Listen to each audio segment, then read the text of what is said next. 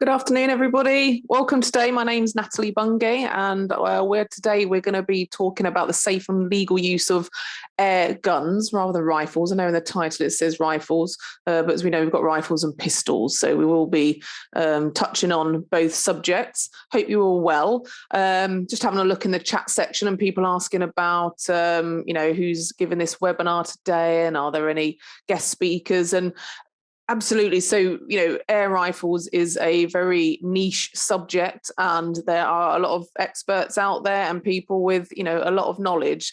So, to manage your expectation today for what I'm going to cover, this is about the legal use of the law and then some basics in safe use. I think it's important to know anybody that's here who has a lot of experience with using air weapons, guns or pistols or rifles. This webinar, it might be a bit basic for you. I'm going to be going through the legislation in each area of the UK, and then some sort of basic safety things to remember. So possibly this will actually be the most useful for those people thinking about getting into using air weapons. And, it's something I'm considering. Just need to start off my knowledge, see what it's all about, and then make decisions from there on. I can't possibly cover everything in an hour, as always, as much as or as quickly as I tend to talk sometimes. I can't get through it all. So I don't want you to think you can use this webinar as a competency assessment, or to be able to say, right, I've done the hour webinar of Natalie, I'm now competent to use an air weapon. That's not the case at all. If it is something that you haven't got into yet and you're thinking about it, then after this webinar, hopefully you'll have the right information on where to go for that and what you need to do legally and safely. But you need to sign up to a full course somewhere. We do a full air weapons course, other providers available as well, but just make sure this is just for information, just as a reminder also to those that have been using air weapons for some time, a reminder for the legislation, and also the safety items that you're maybe carrying out day to day, week to week when you're using these guns, thinking, I'm doing those things, great. And you can move on and be sure that you're doing those things. Just want a bit of a disclaimer there. Okay, so we're going to be keeping it within the hour, of course, so we're going to do so much in that. A little bit of housekeeping. I know a lot of you here have probably used these webinars, but just as a reminder, so we have one CPD point for today, so it's 1 hour webinar, so as always 1 hour CPD point. I have 3 links that my colleague Scott's going to be putting up in the chat section as I go through this presentation. I'll shout out when I want him to put it there, and they are for just some extra reading on the legislation, or maybe a link to a certain site that would get you into any applications or certificates that you need to get. So it's useful links. But remember also, in terms of CPD, if you do use those links and you do some research on the use of air rifles in a particular area of the country, and you're doing it for an hour or two, just remember you can get CPD points for that as well. I obviously won't be registering it for you, but you can do the work, do the research, and then go and register your points on your scheme, whichever you may be on, basis prompt or BPCA registered. It's easy to do. Just chat to your relevant scheme on how to do that. Okay, so any extra reading you do, which I implore you to do, because I said I'm not going to be covering everything, just make sure you get those CPD points. We have a chat section that you've seen, so we want to use that chat section as you are doing, chatting amongst yourselves and getting ideas out there, any general questions that my colleague Scott can answer. He's sitting there waiting to see if there is anything you need help with. But also if you have any technical problems with the sound or the video, if you think that I'm not sounding too great and you can't hear me, then just let Scott know and he'll maybe give you some pointers on how you can sort that out. But it might be my end. So again, he can let me know if it's something I need to adjust my end. So chat section, general chat and any technical problems. And then the Q&A section, I'm not going to be looking at the Q&A section till right at the end, maybe 10 minutes before the end, and we'll get some questions in there. If there's something I haven't covered you want to ask about, then please do get it in there. Okay, I've got the agenda coming up in that moment just to give you more expectations and what we're going to do today. So if you can keep your questions based around that, that would be good. All right. Without further ado, I think we'll get started. I just want to share with you what we're going to be talking about today and also what we're not going to be talking about. I'm going to share my screen first because, of course, that's important so you can see everything. Here we go. And I will assume that's all working well unless Scott pops up and shouts at me. So the agenda, we're going to be talking about the laws around air rifle use. So we have different areas of the UK that do have different legislation and different requirements for the use of air weapons, air rifles, air guns. And so obviously Scotland, Northern Ireland, and then England and Wales. England and Wales generally combine together in terms of the legislation and a lot of things, and certainly with the use of air weapons is the case. And then we'll go into a bit of safe use in the field, okay, followed by your questions. So that's what I envision all I'm going to have time to do. It's a real judgment from my part, thinking, right, what have I got time to do in that hour that you guys have kindly put aside for me today? But the things I won't be covering are firearms purchasing or air arms purchasing. Meant to put another word on there, air arms. I can't be talking about that. It's not something I'm expert in, and also, we haven't got time for it. I'm not going to be talking about licensing processes specifically. I might touch on a few little bits here and there, but I'm not going to be giving you guidance on what to do, where to do it, how to do it, and what you need to say. Okay. Certainly the technical aspects as well of air rifles, types and brands and specific maintenance skills. I'm not going to be touching on that either. Again, all these things will probably be part of any full day course that you were to go on to get that competency. But I'm not going to be talking about the technical aspects of air rifles, and also in terms of what animals you can and cannot shoot. I won't be talking about that. I mean, if you have a real burning question about something you can or can't shoot, I'll probably be able to answer those questions. So stick it in the Q&A section, and if I have time, and I can get to it, then I certainly will. But I'm not going to be covering it generally as we go through. Okay, so not today. Give us a call afterwards if you want to chat about it anymore. In terms of my experience, so I used to use air weapons quite a lot, an air rifle, a gas ram rifle. I'll go into that a bit later. I used to use it for, mainly culling of bird species, obviously feral pigeons, using the general license in areas where they were causing a public health and safety concern. That was my main use of it.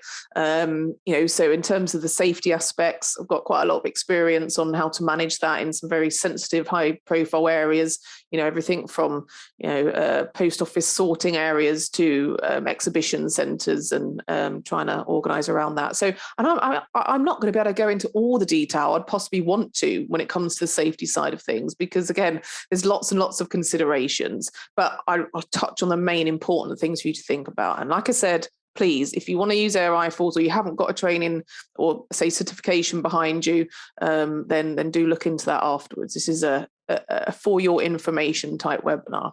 Okay.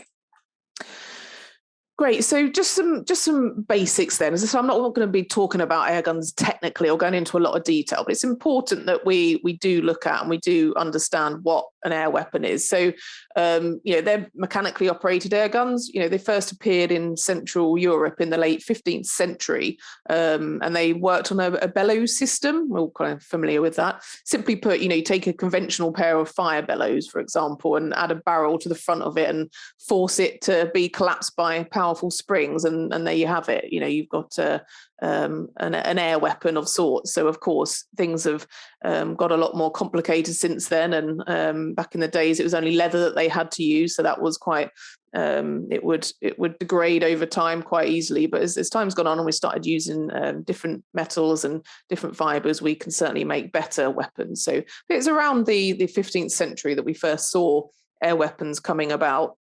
There's a compressed air or other gases. There are different ways of using it. We've got spring operated as well, but they're pressurized without involving any chemical reactions as such. We've got a few different types. So we've got spring lever, which really says it all. Generally, the spring lever, none of you can probably see me, but they usually either pull from the top or from below. But you can also have it where it breaks in the middle. They're slightly different, but spring loaded are usually a gun that, if you're new to using air rifles, they're pretty easy to use, and they're quite standard to use. Generally, the springs are quite reliable and they don't necessarily wear away too quickly. You still do need to do maintenance on them.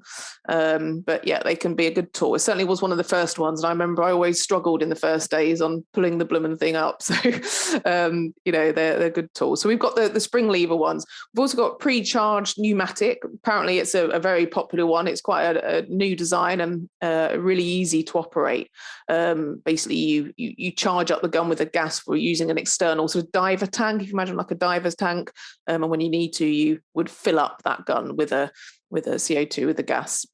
And we've also got a gas ram, so they look really similar to spring-powered rifles. You break the barrel, but instead of a compressed spring forcing the air out, it's a compressed gas. So just slightly different. It was a gas ram that I used to use. I won't say what brand it was or anything. It was a 2.2, but it was quite a light one, which was good for me. And yeah, very, very usable. But that was the one that I chose, or was given, I suppose, whether I chose it or not.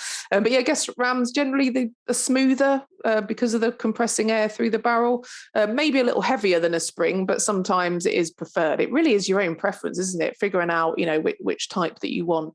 There's also a CO2 cartridge is used a lot in pest management. You can have these sort of quite small, compact, I think you call them rat guns or rat shooters, all sorts of names for it, but it's used quite commonly in the control of rodents. But you get sort of small gas bottles that attach to the gun and off we go. And once that gas has run out, you replace it with another one. I see them around in woodlands sometimes, these little gas cartridges, and you're like, oh yeah, I know someone's got a pistol or a rifle of some description. So they're the few that we've got. Typically, you can see here they propel metallic projectiles. Sometimes you've got ball bearings, different things, but these pellets here got different shapes. I can't even remember the names of them. You've got sort of smooth heads and pointed heads and flat heads, and they all do different things and have different impacts. And again, we all have our own preference what we want. So it's important if you're looking to go into the use of air weapons, pistols or rifles, is that you research, you look up what you want, what type of rifle or pistol would suit you, and then you obviously get the competency training as well. The pistols there, again, there might be a lot of people here that have got a lot of experience with air guns, air rifles, and air pistols that might be able to add to anything I'm saying in the Q&A section. That's always helpful. I like you guys to get involved and say, oh, Natalie, you mentioned this, but also remember X, Y, Z. I'd love you to get involved if you've got anything extra that you think would be helpful for people here. But with the pistols, the only way I think that they can run is on that CO2 cartridge, which you usually pop open a trap door, if you like, in the handle and pop the cartridge in and off we go. So that's the most common one. So I will be referring to rifles a lot more than pistols. Pistols are normally used for small animal dispatch. Maybe you've got a captured rat or possibly maybe even a squirrel, but it's tricky with using these things because you've got to be really careful that you don't injure the animal, of course, when you're trying to dispatch them with if they're caught in a cage or anything like that. So I don't think pistols are used as much, but again, if anybody's got any comments on that, you say, actually, Natalie, I use it a lot and I use it for XYZ, please tell me, share it with us. It'd be good to know. So I will be referring to rifles quite a lot. In terms of the legal parameters, so this Northern Ireland's slightly different in terms of the legal parameters, but generally the definitions of an air weapon comes within these parameters here. So 0.74 foot per pound, that's the force that the pellet is discharged out of that gun. That's what it is. I'm not going to go into the real technical detail of it. Again, you can get that on any courses that you go on, but that 0.74 foot per pound is the minimum that an air weapon would be at to be considered an air weapon. And then for an air rifle, if you go past 12 foot per pound, you are now looking into the realms of firearms. So you move from being an air arms into a firearms. So if you have an air weapon and you're in line with the law and you're thinking, great, I've got an air weapon here, but a policeman was to come along, policewoman was to come along and test that air weapon, and it was to test over 12 foot per pound, you would now be in the firearms realm. And if you haven't got a certificate for that, you will be in a lot of trouble under the Firearms Act 1968, I think it is. So really, that's really important, really important to know that there's a limit. I'll go into a bit more about that later on in terms of testing and such on. And then the legal parameters for a pistol is no more than 6 foot per pound. So half that of a rifle. They're the legal parameters generally. Okay. And when we're testing air rifles and doing chronograph tests and things like that, we always need to make sure that these tests are under that threshold. Don't think, it's 12, that'll be all right, or it's 11.9, or we need it to be a fair way under that 12 foot per pound to make sure that it allows for any accidental increase in output, so that you don't accidentally go over that 12 foot per pound. But again, I'll talk about that a bit more. So yeah, it's a compressed gun. We've got some legal parameters there, been around for a long time, and we use these typically metallic projectiles. Okay. See, I've already spent that long on one slide. I'm sorry, I've got to move my head out the way because there we go. Okay, so the law. We all love the law, don't we? It's important. It's really important. And especially when we're talking about guns to an effect, with an air gun, or it's a firearms or an air rifle. To people that don't know about them, they're all guns, aren't they? And they're scary stuff. So there is different legislation in different areas of the UK. So looking at Scotland then, so air weapons are not banned in Scotland, but there is a new-ish licensing regime which provides a means of ensuring that people can use air weapons in a regulated way without compromising public safety. The Scottish government believes that this strikes the right balance between protecting communities and allowing sort of legitimate shooting, really, in a safe environment to be able to continue. So I haven't got all the stats here, but there has been increase in certain crimes, whether it's against wildlife or whether it's damage to property or causing fear, things like this. And Scotland decided that we need some stricter legislation in place to be able to regulate the use of air weapons. That's what we want to do, and that's what we're going to do. So it first come about, the discussions first came about in Parliament in 2009 when it was recommended that we're concerned about air weapons, we need to have a bit more control in Scotland, so we need to consider having a licensing or certification scheme or act. And then the final outcome was the Air Weapons and Licensing Act for Scotland in 2015. So, it took 6 years from that first recommendation round to the legislation coming out. And I think it was December 31st December 2016, I think, was actually the first time this came into force. Sorry, it says there, look, I wasn't even looking at the screen. So yes, the 31st December 2016, it did come into force. And everybody working in Scotland using an air weapon or purchasing an air weapon had to comply with this legislation. And that is that you have to obtain an air weapon certificate or an air weapon permit to be able to use them. Possession of an air weapon without this lawful authority is an offence under Section 2, I think, of the Air Weapons Act. So, they've got that ability to be able to enforce this. Okay. There's some good guidance actually on the Scottish Government website that I can recommend that you read if Scotland applies to you. Scott, my colleague, will hopefully share that in the chat section in a moment. As I said, it's a guidance document on everything and anything you need to know about applying for a certificate or a license to use an air weapon in Scotland. Just a quick note there. So the application process, the application is that if you're 14 years plus, you can apply. But if you're between 14 and 18, there's a special application. There's kind of 3 different applications, which I think I'm going to cover on this next slide here. Here we are. So let No, I haven't covered it on that. It's on the next one. Let me go to here. There we go. So the section 2 of the 2015 Act sets out the basic requirements. So applications. So a new applicant, let's say I moved to Scotland and I thought, right, I need to use an air weapon.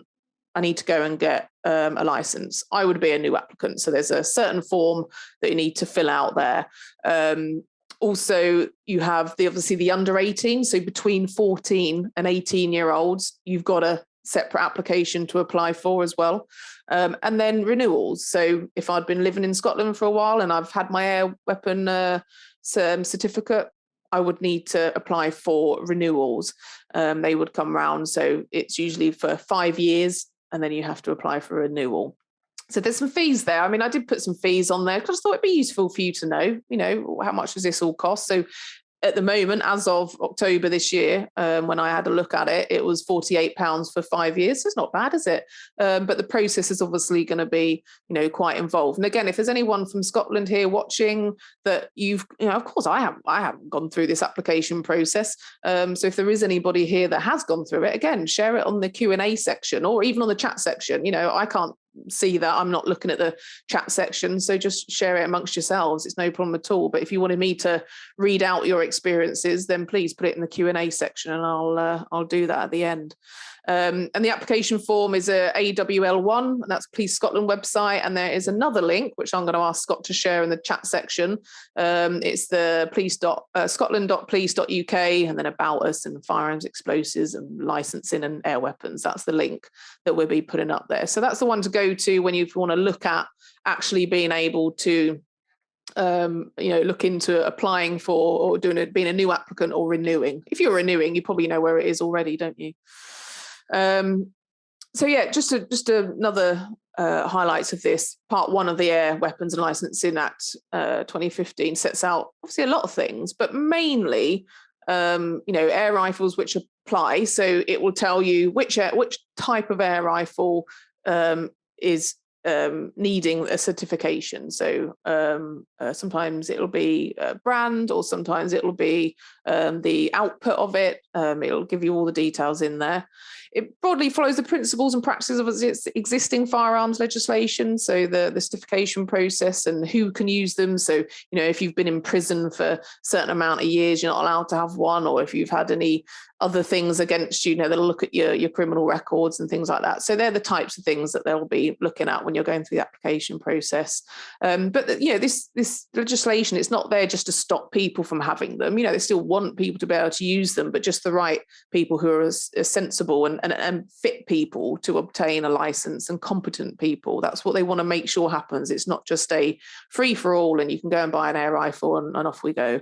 And then also the legislation gives enforcement with penalties. It lays out specific guidelines for officers of the law to be able to enforce and then issue penalties should they need to. Okay, that's what that licensing does. It's with air weapons consistently account apparently for around half of all offences allegedly involving a firearm in Scotland, while the overall number of offences reported is significantly lower than 10 years ago. Air weapon misuse is particularly associated with antisocial behaviour, things like common assault and reckless conduct with a firearm or an air weapon, and also vandalism and, like I mentioned before, serious assaults. There are regular reports also, and this goes across the board, it's not just Scotland, but there are regular reports to the police and in the media of domestic animals and wildlife being targeted, as well as frequent injuries involving people. So all these things of what, encourage Scotland to bring in tighter laws around owning or using an air weapon. And thankfully fatalities are rare, but they do occur if you get that pellet in the wrong place. I've already got onto this slide, so I'm just going to skip through that. So that's what I've got really on Scotland. That they're the basics. You've got to apply for a certificate or a permit. We've got some links up that you can go to if you need to. There's some good guidance, and again, that guidance, if you do spend some time reading that guidance and finding out some more information, get your CPD points. All right, get them, because it's learning, isn't it? Okay, it's unstructured learning. It's good stuff. Okay, so we are going to go on to Northern Ireland. Now, this area of Great Britain took some time for me to take in. I've only ever used air weapons in England and Wales, but my time in BPCA and with BPCA members, I know a fair bit about legislation in all of the countries, as we need to, but still, it was a tricky one. But I have found the answers to. I believe I found the answers to the legislation in Northern Ireland. So we have. Let me get my next bit up. We have a Firearms Act 1968. Now that covers the whole of the UK, the GB. It's not just specific to any part, Northern Ireland, Scotland, etc. It's the whole of the United Kingdom, which this act is referenced in the newer Firearms Northern Ireland Order 2004, which states unless exempt, a firearms certificate is required for the purchase and possession of firearms and ammunition in Northern Ireland. It's important. It's an important area to get sensible guidance in. And the Police Service of Northern Ireland website, they've got a know the law section. There's a section for air guns not requiring a firearm certificate.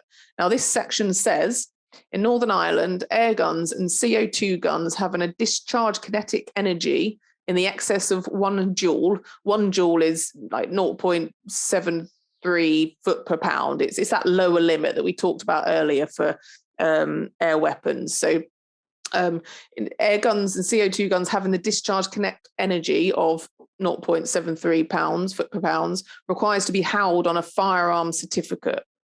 So that 0.73, that's the lower.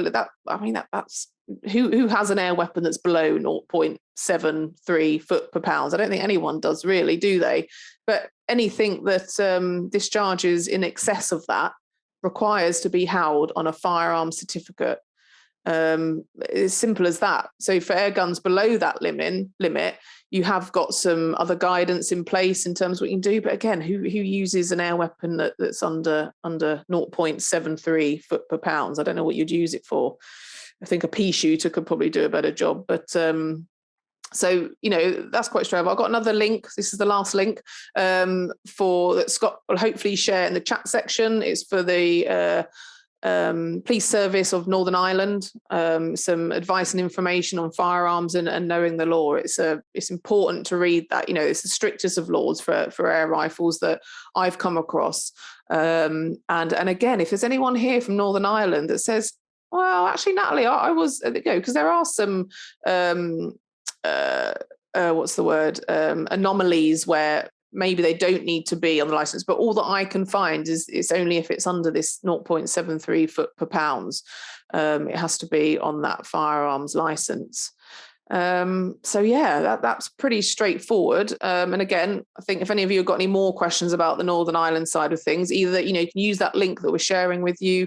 Also put it in the Q&A section. I can see a few questions popping up there, or maybe statements, or some information for me. So hopefully you've got that. But yeah, that's what we can find. So important, if you're in Northern Ireland, you want to use an air weapon, you need to go to the Police Service Northern Ireland website and, get yourself sorted with that firearms certificate. Okay, so lastly, in terms of the UK, so England and Wales, I've bunched them together because we're the same in many ways in terms of legislation. It tends to overlap, and certainly with this it does. So in short, as simple as the last one in Northern Ireland was, you need to put it on a firearms certificate, full stop. In England and Wales, you don't need anything. So you don't need to have a certificate or a permit or anything like that in England and Wales. It was probably when I started using air weapons, like 19 years ago, maybe. It hasn't changed since then. That wasn't the last time I used air weapons, by the way. That was the first time I used an air weapon. And yeah, it hasn't changed. Of course, there's competency things you've got to think of, and I'll go into that in a moment. But there is no legislation to say you've got to apply for a license or permit. And again, the kinetic energy remains the same. So pistols, the maximum is 6 foot per pound or just below, and rifles is 12 foot per pound, just below. Because of course, then if it goes over that, it is then considered, I can never say this word, I always want to say especially dangerous, but specially dangerous, that's the term that they use. So basically, if an air weapon was to go over 12 foot per pound, then it would be considered specially dangerous and would need to be on a firearms license. There are age restrictions. So if you are 18 years or older, there are no restrictions on buying an air rifle and ammunition in England and Wales, and you can use it wherever you have permission to shoot. So, yeah, of course, you're not going to take an air weapon anywhere, Scotland, Northern Ireland, England, Wales. You're not going to take one and, wander over to your local woods and think, oh, I'm going to shoot a few pigeons. Absolutely blooming not. Not only is there animal legislation there that you'd be breaking, but yeah, you can't just wander around with an air weapon shooting at things. Absolutely not. On land, you have permission to shoot on. So it might be your own land, or it might be that you're using it for pest control on somebody else's land that's given you permission to do so.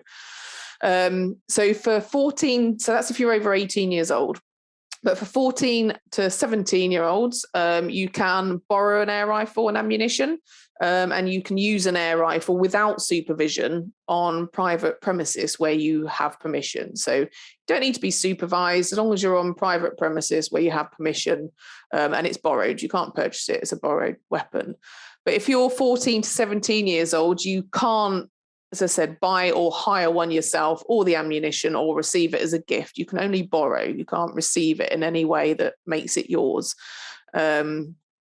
And also, the ammunition and things like that needs to be bought by somebody who's over 18, normally a parent or a guardian or some other responsible adult. And you also can't have an air rifle in public places unless you're supervised by someone over the age of 21. So, for example, if you're, under 18 and, you've got a job with a pest control company and they're taking you out, or there's a job to do and it's in a sort of public-ish area and you've done all the right things to be able to use an air, which I'll go into in a minute, an air weapon in that area, then you have to be supervised. You can't do that on your own. Okay, so I think that comes in. If you're, under 14, you can't use one at all. Okay, good. So go on to the next bit here. So duty of care under this law.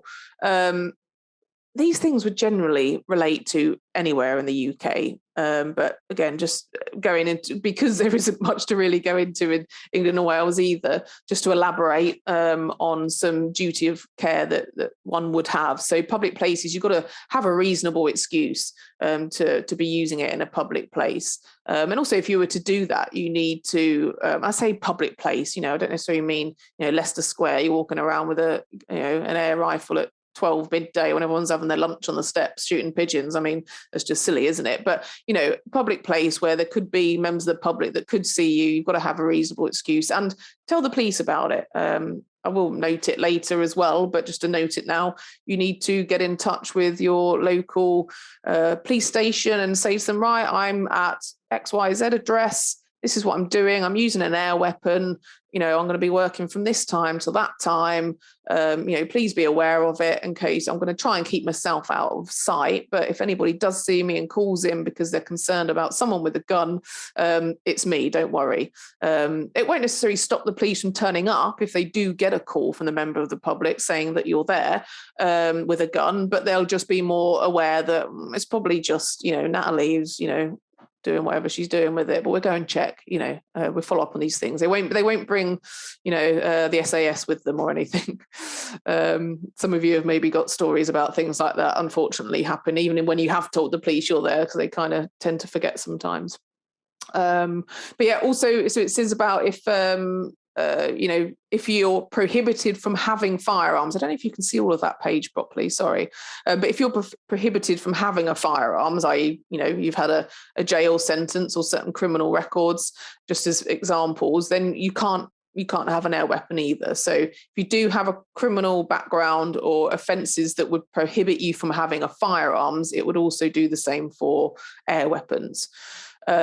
Also, you can't have reckless use, of course. So, killing animals unnecessarily. And of course, in our line of work, that is something we would do in our professional line of work. But, again, like I've said, a lot of this is based around what the police services have seen, random kids or adults sometimes going into the local woods and shooting animals because that's what they fancy doing, So for our work, it's fine. We've got that permission to do so and that reason to do so, but no reckless use for killing animals and damage to properties.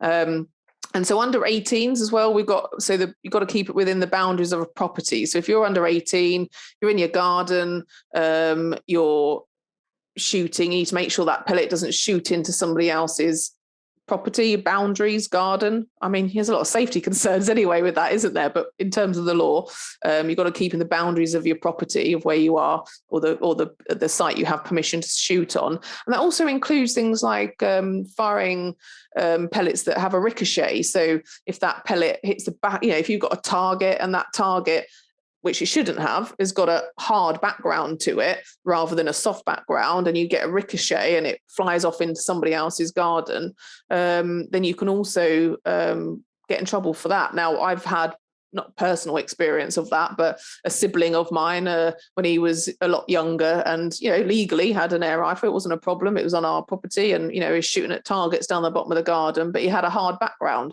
and it would ricochet, and it ricocheted into some, our neighbour's property. And my dad got a visit by the police and a telling off. Nothing come of it. It was fine. But that ricochet, those pellets that, our neighbours found in their garden, they were like, I'm concerned about it. So they reported it, and he was let off with a warning. So that wasn't me. That was my brother. I'm dobbing him in now. So a few things to consider there. And just the last thing to think about is borders. So if you're, maybe Northern Ireland, you're less likely to cross the border from, say, England or Scotland to go over, because you've got to get ferries or planes, and carrying an air rifle and those things are pretty tricky anyway. But if you're in England and you're traveling to Scotland to do any work, some companies cover the whole of the UK. If you're needing to use an air weapon and you're crossing any borders, you need to make sure, you're aware of the legislation and whether or not you need a license. Okay, so that's the legislation bit done. I say done, you need to go and do some more reading as well if it's something you want to continue with, or you already do or use air weapons and you just think, actually, I could probably do with having a read of that guidance just to make sure I'm up to date with what I need to have. So safe use, there's so many considerations, so many site-specific considerations when it comes to the safe use of air rifles. But as a general overview, we'll have a look at some. So before use, you've got to make sure you're trained and a competent marks person. That's the key, isn't it? If you haven't got a steady arm or you haven't got a good eyesight, excuse me, then how are you going to hit that target you're supposed to hit? And if you're not hitting that target you're supposed to hit, then what are you hitting? So, being a good marks person is really, really important.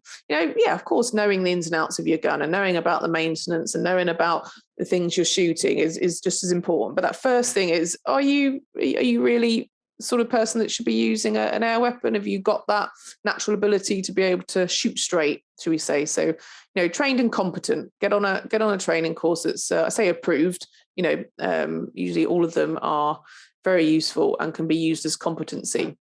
Of course, have a risk assessment. It goes without saying, I'm not doing a risk assessment talk here, but we do have templates for BPCA members that you can download on Business Shield for the use of air weapons. It's there. I saw it the other day, but have it there for those jobs, one-off jobs that you do. It can be a generic risk assessment that you just make site specific as and when you do get a job for shooting. Really important to do. Generally these things aren't used on a routine basis, but again, maybe they are, but make sure you've got a risk assessment. And PPE. So the main PPE, ricochet glasses. So we'll look at that in a moment, but they're important because you can lose an eye. It's not just a simple, it's hit me on the arm, it's a bit sore. Your eyes are so very sensitive, and it can be a really catastrophic accident or incident if you were to get one of those pellets ricocheting back into your eye. So get those ricochet glasses. And any other PPE, I mean, yeah, you're going to need some, nice stable boots and good stable clothing. Maybe, you've got some thick layers there in case you do get a ricochet that hits you. Hopefully you won't, because your, marksmanship or markspersonship, what's the right term? Don't know, is good enough that you can judge where you're shooting, and you're going to try and prevent those ricochets anyway. But still, you've got some decent clothing on that you're comfortable and you're dry, and for when you're shooting, you can make sure you're getting on target there. So PPE maintenance schedules. Again, I'm not going to go into all the different, there's different for different weapons. You'll need to do different maintenance, but cleaning them, making sure they're not damaged. If you've got gas-filled weapons, you need to make sure that gas is stable and that it's filled up, and you're not going onto site, with a quarter-filled gas canister in a CO2 gun, and then before you know it, you think, oh Christ, I haven't got any replacements, and you need to have those handy with you. So make sure you've got all those maintenance schedules in place. Handy to always write it down as well, so you can see the history of it. And certainly if you've got technicians, if you've got employees that are using these things, have those maintenance schedules, a legal requirement. Okay, so in terms of the glasses, so know your safety glasses. You've got mechanical strengths, and they gauge them all. So the strength F, any glasses with an F on the end of the description, there's usually a number associated with them.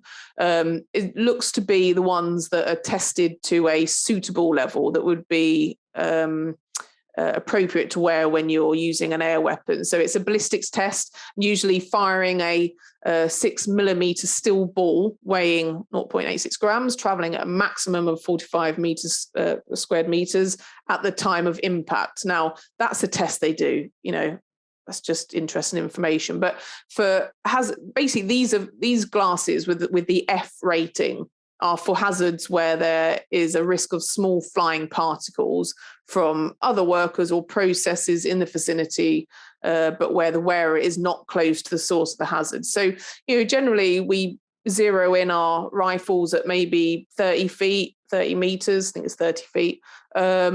So that's a distance away. So if you're getting a ricochet from somewhere, you're generally not that close to the source of the hazard, but you're close enough that if you didn't have these glasses on, they could cause you some damage. So it will protect you. And it's important as well that you're not just wearing any bog standard, safety glasses that you might use for, when you're spraying or, for smoke or something like that. You need something that is going to actually not shatter if a ricochet was to hit it, because of course that's going to cause some problems. Okay, so look at the safety glasses that you're using. It's probably one of the most important things for when you're using air weapons. And hey, they can look cool as well, can't they? I'm kidding. Maybe they don't.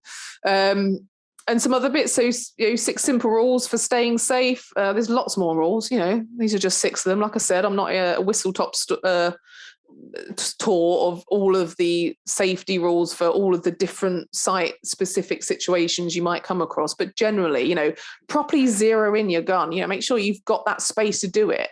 Because it's not just a case, I'll just pop out into the field where I am and just zero out there. You could do that maybe, but you've got to make sure you've got a safe area where there's, no public around, and you've got a backdrop, and you've got the proper distance to be able to zero into what you need, depending on what your target will be, rats or birds or rabbits or whatever. Inform the local police. So get a log number. If you're shooting anywhere, get a log number. Even if you're on a farm in the middle of nowhere, or whether you're in a distribution center where they've got shutter doors, and wherever you are, inform the police that you're there. Because it just needs one person to see someone walking around, stalking around with a air weapon. They don't know that it's an air weapon. They don't know what it is that you're doing. So, especially in the UK, guns are not a typical thing that we see. So when we do see them, it can make us a bit jittery if we're not sure what they're there for. When we see the pheasant shoots coming around in the next couple of months, and we see the, guys and girls out in the field with their dogs and, waiting for the pheasants to fly over, we kind of know what's happening there, don't we? It's comfortable. But with air weapons, not everybody knows what's happening. So tell the police, get a log number, and you write that down. Make sure you keep that on your treatment reports. And obviously don't point the muzzle in an unsafe direction. That's just common sense. With the, snap barrels and spring spring guns, the way that you do it, and you snap the barrel or you pull the spring lever down, sometimes it's good to leave those things snapped or sprung down until you're ready to shoot, just because it visualizes that safety element. Your colleague that might be there with you can say, oh yeah, I know that gun's safe because it's in that position. But yeah, generally, always keep that barrel down. Don't keep your finger on the trigger, and carrying it over your shoulder, or anything like that. Okay, safety at all times, keeping it pointed down. And when you're on site, so two people need to be there really, unless you've got a secured site. A spotter basically to make sure that before the shot happens, it's safe, there's nobody around. But the best way really is to have a secured site. If you're in a factory floor or a distribution floor where doors can be closed all around you and locked and signs put up, and there's nobody that can gain access, and you're certain of that, then sometimes it might be appropriate for just one. But generally 2 people is best, and having that safety there. Obviously I mentioned safety glasses, and the other bit is backdrops and ricochets. When whatever you're aiming at, whether you're doing it through a scope or whether you're using the bead on the end of your barrel, you're going to be looking at what you're shooting at. So observe that area. Don't just be tunnel vision on that one thing. When you're looking down that barrel, looking down that scope, make sure you're looking at those backdrops, looking at any ricochet risks, making sure, right, if I fire this now and it goes there where I want it to go, obviously, preferably it's going to be quickly and humanely dispatching that pest. But if I was to miss, where's that pellet going to go? Is it going to disappear into someone else's property over there? Okay, I'm not going to shoot. I'm going to pull back. Is your backdrop a glass window? Don't want to be shooting glass windows, do we? Because that's going to be shattering. Is it asbestos? Even that, is the pigeon perched up on a beam where there's some asbestos roofing behind it? You can think, do I really want to be shooting into asbestos and setting off all those particles? Probably not. So think about all these things. That's not a comprehensive list of all the things you need to think about, but generally, something's not going to be damaged or broken, or it's not going to cause a health and safety risk for anybody, whether it's you or people in that area. And the ricochet is generally going to be kept to a minimum. Sometimes you can't help ricochets, of course, if especially if you do miss the animal. Again, I use birds as lots of examples. A lot of the time, you get them sitting on beams high up, and there's corrugated steel above it because that's the roof. You can't really avoid it, but as much as possible, just consider your environment and take actions to make sure you and everybody else is safe. Okay, and that's why we can't have anybody in the area. Don't let customers wander around. I remember when I used to do it, especially a girl 19 years ago having an air rifle. It was quite a thing, and people would be like, "Oh, there's a girl with a gun. I need to go and watch that." Which always made me a bit like, oh, great. So now I've got an audience, judging me while I try and dispatch this pigeon that's pooping everywhere. But they would always be out of the area, always. But they'd always find a window they could poke at me through, and look at what I'm doing. And unfortunately, I don't want to blow my own trumpet or anything, but I fortunately was a relatively good shot. So, I didn't get too much embarrassment with that. But you're always going to have customers that want to watch, aren't you? But don't let them just out of the area, gone. Because also you can get those. It can be an emotive subject if you're shooting pests. It can be emotive, so you don't want anybody seeing you necessarily that's not going to be overly impressed and cause any hassle for you. Storage conditions, so some do's and don'ts really. So hard casing is best. This is to prevent the shock damage and adjustments, because I mentioned earlier about that level of kinetic energy that you've got to keep under, so under 12 foot per pound. If you've got a gun in a soft case and it's in your van and you're driving around, there's a possibility maybe it could make adjustments in the wrong way to that kinetic energy. And again, if you're really unlucky and you had a policeman or policewoman pull you over and go, oh, you've got an air rifle in there, we're going to take that away and test it. and it was over that 12 foot per pound, you've got some serious, consequences coming your way. The Firearms Act and convictions under that legislation are pretty serious stuff. So especially in the UK. So we need to make sure. So they're just good for, preventing that shock damage and adjustments to things we don't want it to adjust. But you can have a good quality soft case. The best thing really in the don'ts bit is just don't keep your rifle in your vehicle all the time. Only have it in your vehicle when you need it. So, I've got some work, need my rifle, great, in the van, secure, packed in, it's not going to be moving around, jutting around, go and do your work, back to the store or your home or whatever, and you've got it back in its safe carriage, storage case statically, so in a store or home or cabinet, depending on what sort if you've got an air rifle, there's a good chance you have other guns that you have stored in these firearms cases. So so you can have good quality soft cases, and keep it out of sight. Don't just sort of put it on the back seat in your van. We can all be proud of maybe the air rifles that we have, and we want to share them with people. We're not ashamed of them or anything, but people don't like to see gun cases on the back of seats. It can again cause some problems. So keep it out of sight.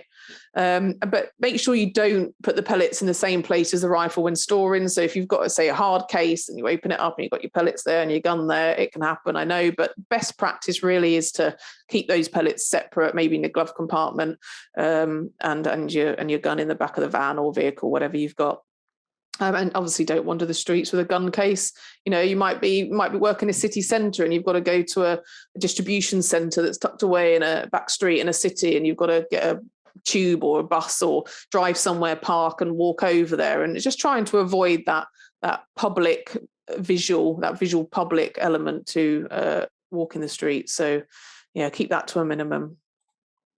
And then really finally, just some thoughts on rifles in pest control. We've talked a bit about, pest control, and I've touched on a few elements there, but, still consider, your non-lethal controls. You're always going to do that. And positively ID that pest species. And of course, rats, we can kind of ID them pretty easy. I think some of you might use air weapons for rabbit control. I never have.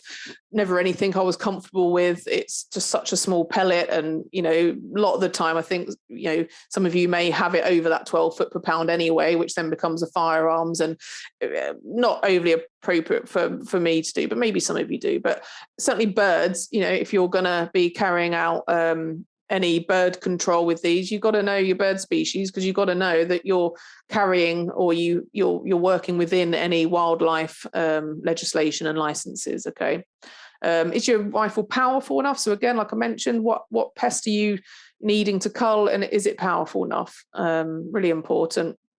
And be mindful. I've mentioned a few times about the general public and their reactions to air rifles. What does your activity look like to an amateur? What are you doing? You think to yourself, right, if, Mrs. Jones or Mr. Jones were wandering down, with their dog over that way and just happened to see me over a fence or, wherever, are they going to be, keep myself out there. Just keep that in mind. And again, that's why it's handy to have that police code with you to make sure if they do call the police, they're kind of aware.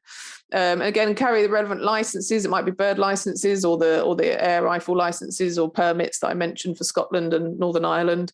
And maintenance. So chronograph regularly. I think a lot of chronographing, if you send it to someone or you give it to a shop that will do it for you, they won't necessarily give you a certificate to say, yes, this is under 12 foot per pound, but they'll give you a readout of all the kinetic energies that they found through 10 shots normally. And they always look to see that a certain percentage, I think it's pretty much 100% of them, are under 12 foot per pound, but usually nearer the 11 foot per pound than the 12 foot per pound. That's what they're looking for. And that readout just gives you something you can carry with you as 4 months ago, we had this readout, it's under that it's under that. You can be confident with it, especially if you've got employees that you're allowing to use these things. Again, maintenance, just check for damage, get a service as well. That's quite handy. Get someone, if you can't do it in-house, then send it to a shop to get it, cleaned out, checked, whatever it is that they do with it. And make sure that, you always check that the pellets are not damaged. So when we're coming onto site and we're getting ready to do the work we need to do, and you've got your pellet tin, just make sure that the pellets you're using aren't damaged, if they've got a chink in them, because it can get stuck, it can come out the wrong way, it can cause all sorts of problems. So yeah, make sure those pellets are not damaged, because they're quite vulnerable metals, really. You can easily get a dent in them. Okay, so maintenance, licenses, make sure you know what you're shooting, where you're shooting it, tell the police if you feel you need to, and but always consider other non-lethal methods. Okay. We do have a code of best practice for the use of air guns in pest control. We developed it in August 2020. It's not a guidance document. It's a bit similar to what we've done today, really. It's a do's and a don'ts, and this is the law. So make sure you're aware of it. Okay, so this webinar was based a little bit off of our use of air guns in pest control. Great, okay.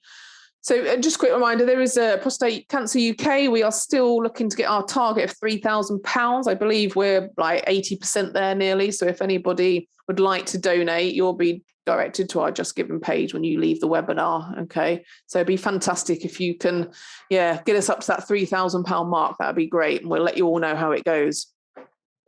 Fabulous. So we're going to do some questions. I am popping back up on the screen. You can see I'm blurred at the minute.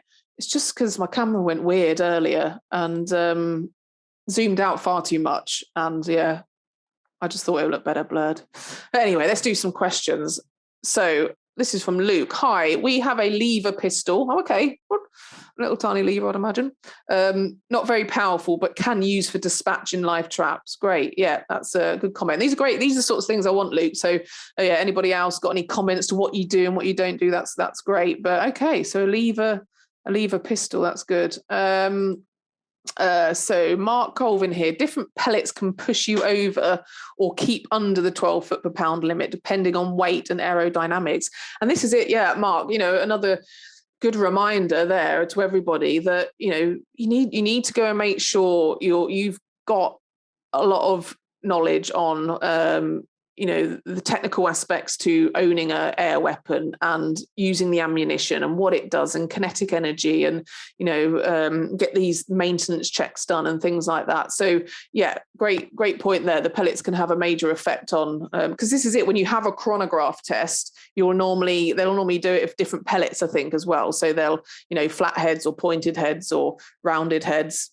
There's all sorts of different ones, I think. But you may say, well, these are the 3 types I use. So please, let's chronograph all of these types of pellets that we know that all of them are keeping within that range. So Paul Blackhurst, licensing is also required on the Isle of Man and Channel Islands. I knew I'd miss something out, Paul. Oh, you're just calling me out, aren't you? But yeah, okay. So license is always also required on the Isle of Man and Channel Islands. Sorry for missing that out. If you are a visitor travelling with an air arm to the island, you will need a visitor air arm permit. Fantastic, great. Thank you, Paul. Scrolling too fast. It's because Scott's helping me out, you see, and he's getting rid of the questions that I've answered, and I'm not used to that kind of support. So Ed here, is it likely that England and Wales are likely to change the law in the near future? I believe that it has been talked about. I don't doubt that could happen, Ed, 100%. In terms, do you know what? I don't think I have heard anything. There's so many things at the minute happening, whether it's glue boards or bird licenses or anything else. It's all crazy. But I don't doubt, to be honest, that there will be changes. It kind of makes sense, doesn't it? You look at Scotland, you kind of think, well, why hasn't England and Wales done something about it? So I bet it's only a matter of time. But yeah, maybe in the near future those laws will change. Okay, Simon, it might be worth mentioning that the sub 12 FPE limit, foot per pound limit, has no leeway. It is an absolute law with no wiggle room. Yeah, absolutely. Technically, the wording is that it must not be capable of exceeding the limit. So switching from a light pellet to a heavy can take you over the limit. Yeah, Simon. So say in there at the beginning, similar thing is, yeah, these pellets can really make a difference. So it's important when we're doing these chronograph testings that we do it with the pellets we use. And if we switch pellets, we get another chronograph test. I think you can do them yourself. I used to have one in the company I worked for. It's just I'm not being technical here, but it's a sphere or a round circle that you kind of shoot through. You put your gun a certain distance away from it and you shoot through that sphere, and it measures it as the pellet travels through it, measures that kinetic energy, and that's where you get your reading from. So you can do it yourself, but yeah, you need to, there's no leeway or wiggle room. You go over by one tiny little point, it's a firearms, and there's some serious problems in place if a police officer was to come across that. So yeah, pellets and gun working together, making sure we keep that kinetic energy below that 12 foot per pound is really important. Okay, so Robert Smith, do all Brocock rifle and pistols sub 6 foot 12 foot pound limits have to be registered on a firearm certificate and stored in the proper firearms? So I think you're talking about a brand of rifles there, and you're obviously talking about Scotland, I believe. Sorry, Robert, I'm not sure which country you're talking about. But those links that we shared in the chat section is where all the guidance is for Scotland and Northern Ireland in terms of what needs to be on a firearm certificate. I think that's what you're saying. Sorry if I've read that wrong. Just tell me off if I have. No, don't tell me off. I'm sensitive. So from Nick here, in terms of contacting the police, is there a way to let them know via online? As we find calling them, they can take 1 hour, 40 minutes just to contact them. That is a really good question. They're all good questions, but I don't know. And I'm going to write it down here and find out, shall I? I mean, I'm sure if we do a bit of internet searching, could probably figure it out. But yeah, that's probably a good call. I don't know, Nick, but I'm going to have a look at that. And maybe if we don't get all the questions done today, which we probably won't, because there's five, actually there's only 5 left. We're only 1 minute over. We all know I like to run over. But I'll have a look at that. Really good question. If anybody else before we go knows whether or not you can do it online, let us know before we finish. I'm going to go over by 9 more minutes, so I hope Scott's okay with that. He'll just kick me off if he's not, but I'm in charge. Hey, a good question. Thanks, Nick. So Simon, consider joining an airgun club. Marksmanship equals practice. Really good point. Really good point. The more you practice, the better you will become. And it's, yeah, absolutely. And it's great fun, isn't it? You go to an airgun club and you're firing at targets. And get a bit of competition. I love a bit of competition. I think the course I went on was over at Bisley, down south somewhere. That was, again, about 19 years ago. I think I actually won all the competitions that we had in the course. Oh dear. Anyway, I like to mention that because they're all quite upset because I was a girl as well. It was fun, but upset in a lovely way. It was good fun. So Mark here again, don't forget retrieval and appropriate disposal of carcasses. Yeah, absolutely. Like I said, I wasn't going to go into pests or anything like that too much, but yeah, when you've done that, you've got to retrieve the carcasses. I remember one of the trickiest jobs I had was in a exhibition centre. I'm not going to mention any names, but they would have very high profile exhibitions on for different things, home wear and whatever, and the night before, usually about 10 o'clock at night, we would come in and there would be some pigeons that were hanging around, and of course you couldn't have those pigeons pooping on all of the displays that were being set up, of which some of them were pretty pricey, so we would have to come in and get rid of those pigeons. Now that was a job to obviously quite high up, we would have the guns at their full range, but also we had to think, right, if we're going to shoot that bird, where's it going to land? Are we going to be able to make sure it's not landing on something it shouldn't be landing on, and then be able to retrieve that carcass as well? Because it was going to be a very busy event where people coming in the next day, we couldn't have dead pigeons lying around everywhere. So yeah, you really do. You have to think about, being able to get access to those carcasses and thinking about where they're going to fall, and taking that shot, where that shot's going to be. Is it going to be, in the lungs and heart, or is it going to be a headshot? I was always a headshot fan, because if I missed, I missed. The animal was fine. It wasn't suffering in any way. But if I hit it, and it would always come straight down. Always found any lungs or heart hits would, it could fly on for a bit, and then fall God knows where. So that's a judgment by each of you on the site when you come across it, but really important, Mark. So Simon, it's always a long one here. Should we read it out? I hope you're not telling me off, because let's have a look. So is it arguable the need for a log as it, right, so they're talking about the police log. So is it I can't say arguable the need for a log from the police, as it is not a legal requirement, contrary to popular belief? So yeah, it's not a legal requirement.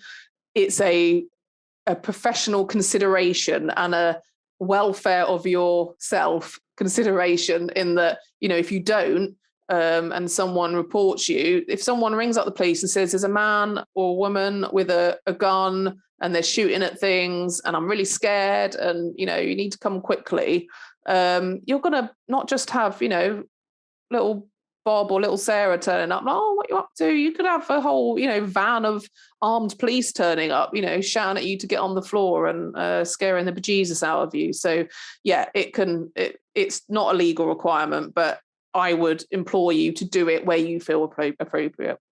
So that's good. I'm not going to read the rest of the bit there, just because I've got a few more coming in, Simon, but I think we got your point there, and yeah, good point made. So a chronograph reading will be rifle pellet specific. Yep, Mark, great. Okay. And Simon, you just added to your bit there, saying that said, probably best to log in, but contacting them can be a nightmare, as 101 is chargeable too. Yeah, I've got a note there. So there's, we were just saying there, it's a good thing to look into, and whether there is a way to do it online. We can have a look at that. And Martin here says, yeah, make sure you have the correct insurance. Really good point. Domestic does not cover, insurance does not cover shooting for payment, so check your insurance. Amazing point there, Martin. Drew, we can email, you can email your local police force and tell them, use the 101 email address. Amazing. Everybody here, Drew has said, if you go on the 101 website, I believe there's an email address there. Obviously the 101 phone number, but there is an email apparently somewhere. Drew, if you have a link to that, you can share in the chat. That'd be amazing to where that could be found. I'm assuming you're talking about England and Wales, or is it Scotland? I'm not sure, but maybe they'll be the same for other areas of the UK. Okay, I think I've got Martin said here, domestic equals Basque/NGI. I'm not sure what that means. Maybe everybody else does. One more from Tony. Tony, I can't end on that question. All right, I will. If I leave now, do I still get CPD points as I need to get back to work? Well, that says it all, doesn't it? Well, Tony, if you've gone already, then you'll never know the answer to this. But yes, you can get your CPD point, absolutely, because I have run over by 7 minutes, and I like to do that because, hey, you guys have taken the time to come here today, and I have got all through your questions. Oh no, Drew's just added about the 101. So each force has a different 101 email address. So just go on your local police force website and find it. There we go. Oh, Tony is still here. He said, sorry, haha. I'm only kidding. I like a bit of banter. Okay, good stuff. Well, hopefully that's been useful. And hopefully, even if you kind of thought, it wasn't as detailed as I thought it'd be, it still gave you some good stuff to think about or some links to have a look at and helped you in some way. If it didn't, then you can blame Scott, maybe, who's, he'll take the blame. No, thank you all. And I wish you a really great day, a really great week. And yeah, I'll see you at the next webinar, maybe. Take care now. Bye-bye.